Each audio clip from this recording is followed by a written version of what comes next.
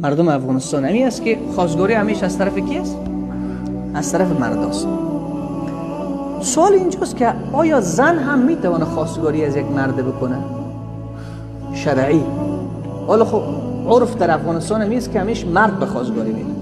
آیا این اجازه از شریعت برای دخترها هم داده شده که بتوانند خواستگاری بکنن از یک مرد؟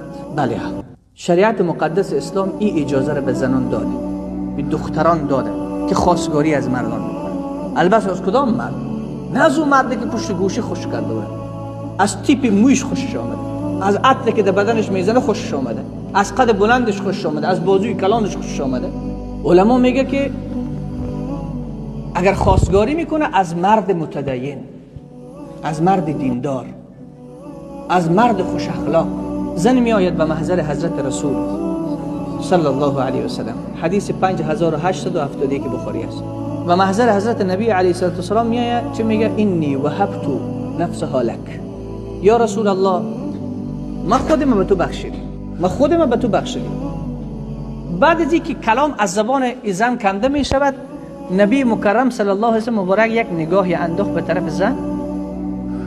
بعد از ارزیابی کردن سر مبارک خود را پایین انداخت. زن طولانی استاد شد ولی از نبی اسم جواب دیگه نامد. این نگاهی کرد و بعد سر مبارک خود پایین انداخت. مرد در کنار نبی علیه السلام از اصحاب پیامبر بود، گفت یا رسول الله اگر شما حاجت ندارین به نکاح ما درآورین، اگر شما نیاز ندارین به نکاح ما درآورین. خود در اخیر حدیث همی توست که در نکاح می مرد بس نبی علیه السلام او زن به نکاح مرد داد.